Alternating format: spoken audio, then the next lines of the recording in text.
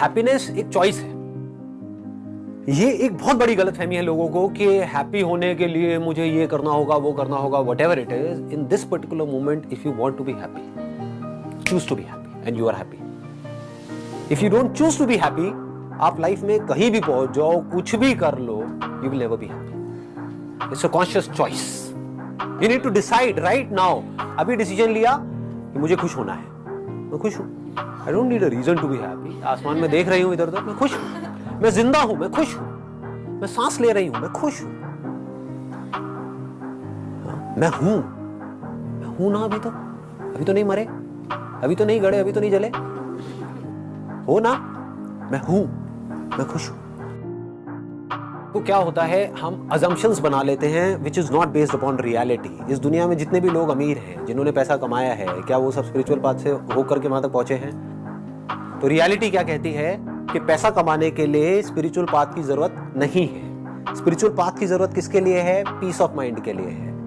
Although directly कोई connection नहीं है, बट इनडायरेक्टली अगर आप देखोगे तो स्पिरिचुअलिटी का एसेंस क्या है, जो रियलिटी है उसको देखना, उसको समझना और एक्ट करना। स्पिरिचुअलिटी का मतलब बेवकूफों की तरह बैठ करके मेडिटेशन करना नहीं है, या फिर चोगा पहन करके इधर उधर घूमना नहीं है, घर बार को छोड़ना नहीं है। स्पिरिचुअलिटी का एसेंस क्या है कि पूरी तरह से जो सिचुएशन है उसको समझ करके जो भी एक्शन मुझे सही लग रहा है उस हिसाब से एक्ट करते चले जाना। This is spirituality. तो अगर आप इसको स्पिरिचुअलिटी बोलते हो तो रियल लाइफ में आप इसको कैसे यूज करोगे? जो भी आप काम कर रहे हो उस काम को बारीकी से समझ करके अगर आप करोगे तो आपके सक्सेसफुल होने के चांसेस बहुत ज्यादा बढ़ जाएंगे। पहले आपको अपनी लाइफ की इस पॉइंट पे जो सबसे बड़ी प्रॉब्लम है पहले उसको समझना होगा। प्रॉब्लम्स क्या होती है? प्रिजन के जैसी होती है, जेल के जैसी होती है ना। अंदर ही अंदर हमारा दम घुट रहा होता है। हर एक के लिए अलग अलग तरह की प्रॉब्लम्स होती है। किसी के लिए रिलेशनशिप हो सकती है, किसी के लिए पैसा हो सकती है, किसी के लिए करियर हो सकती है, कुछ भी हो सकती है। ठीक है, तो आपको पहले समझ आए कि मैं इस जेल में हूं। If you are okay with it, अगर आप कहते हो हाँ ठीक है, मतलब अगर ये है भी जेल तो क्या फर्क पड़ता है, पूरी दुनिया ही जेल में है, how does it make a difference? समझ गए? मेरा पड़ोसी भी तो जेल में है, मेरे वो फूफा जी भी तो जेल में है, उन्होंने तो अपनी पूरी जिंदगी निकाल दी, तो मैं भी निकाल दूंगी, मैं भी निकाल दूंगा, क्या फर्क पड़ता है? अगर ये जवाब आ रहा है तो आप फंसे हुए हो। बट अगर अंदर से ये आ रहा है no I am not okay with it. जैसे मेरी फैमिली में फाइनेंशियल प्रॉब्लम जब थी, मेजर इश्यूज थे, तो मैंने कहा no I am not okay with it, I need to do something, I will not accept it. अगर ये क्लियर हो गया कि मुझे इस प्रॉब्लम का सॉल्यूशन निकालना है, तो सॉल्यूशन खुद चल करके आपके पास आता है। ये हमको समझ नहीं आता है। प्रॉब्लम में ही सॉल्यूशन छुपा होता है। हर बीमारी का इलाज कहीं बाहर नहीं होता है, उसी बीमारी में होता है। जैसे ही उस बीमारी का कॉज समझ आता है, वहीं पर उसका इलाज छुपा हुआ होता है। तो if you can feel the problems that you are going through, आपको समझ आ रहा है कि मैं पढ़ रहा हूं इसलिए नहीं कि मुझे पढ़ करके मेरे घर वाले कह रहे हैं, फॉर एग्जाम्पल मैं पढ़ रहा हूं इसलिए कि मुझे इस कचर पट्टी से बाहर निकलना है, कि माँ बीमार है और माँ के इलाज के लिए पैसा नहीं है। ये क्या है?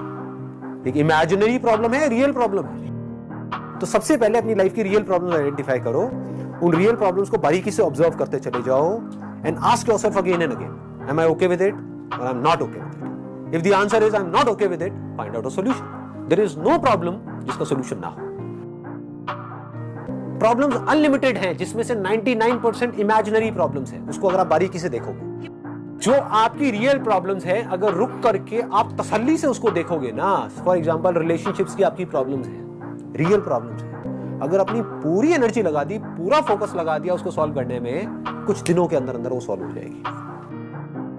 एक है कि कोई हम किसी ऑफिस में काम कर रहे हैं और हमारा जो बॉस है वो एक लिमिट में हमारा टॉर्चर कर रहा है, या वहां पर जो पॉलिटिक्स है वो लिमिट में है, तो वहां पर तो आप ठीक है एक पर्सपेक्टिव को अपने चेंज कर लोगे, अलग नजर से दुनिया को देख लोगे, वहां पर जो फ्रस्ट्रेशन है उसको घर पे जाकर के थोड़ी देर मेडिटेशन करोगे, थोड़ा सा रिलैक्स हो जाओगे।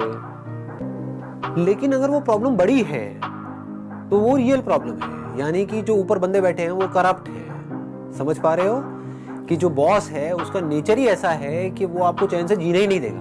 वहां पे कोई स्पिरिचुअलिटी काम नहीं आएगी। वहां पे क्या काम आएगा? Action. You need to act fearlessly. Action क्या कहेगा? छोड़ो इस कंपनी को, कोई और कंपनी ज्वाइन करो। अब वहां पर फियर क्या कहेगा कि अगर मैं किसी और कंपनी में गया, वहां पर भी यही प्रॉब्लम हुई तो क्या होगा? ये क्या है? ये इमेजिनरी प्रॉब्लम। बस इसको बारीकी से समझ लो। हर बीमारी की एक दवाई होती है, उस दवाई का भी एक साइड इफेक्ट होता है। अब आपको देखना है कि वो जो साइड इफेक्ट है वो ज्यादा बड़ा है या बीमारी ज्यादा बड़ी है। पकड़ में आ रहा है? कोई मेडिकल फील्ड से है आप में से? हाँ, तो आप समझ पा रहे होंगे मैं क्या कह रहा हूँ, राइट?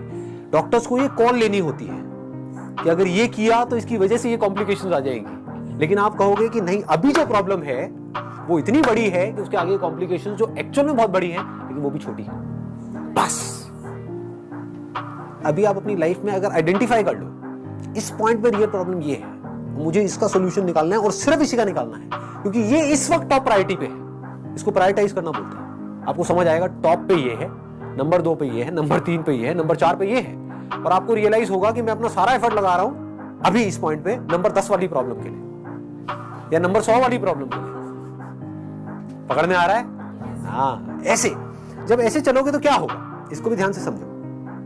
आपका जो माइंड है उसकी जो एनर्जीज है वो फ्री हो जाएगी।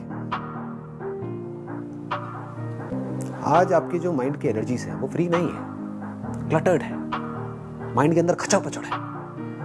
न्यूज देखी ही कोई उल्टी सीधी कहीं पर न्यूज़पेपर में या फेसबुक पे या व्हाट्सएप पे, अब आपको मन कर रहा है उसको जानने का, उसके बारे में सब कुछ जानने का, ये क्या हुआ, कैसे हुआ, क्यों हुआ, व्हाटएवर, उससे आपकी लाइफ कैसे बेटर होगी। लगाओ दिमाग। ये इंसान का बेसिक नेचर है। लाइफ में फोकस क्लियर होना चाहिए, गोल क्लियर होना चाहिए।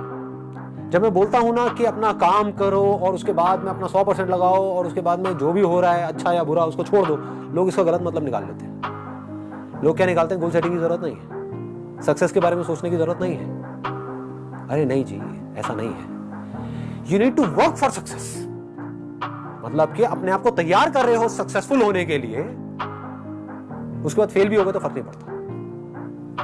जब मैंने अपने करियर की शुरुआत करी थी तो मेरा जो गोल था वो उस समय कोई क्लियर नहीं था, तो इट वाज लाइक भटका हुआ था, कभी कुछ कभी कुछ कभी कुछ, धक्के खा रहा था उधर। फिर एक ऐसा पॉइंट आया था जब जाकर के गोल क्लियर हो गया था कि मुझे ये करना है। जैसे वो क्लियर हुआ, सक्सेस मिल गई।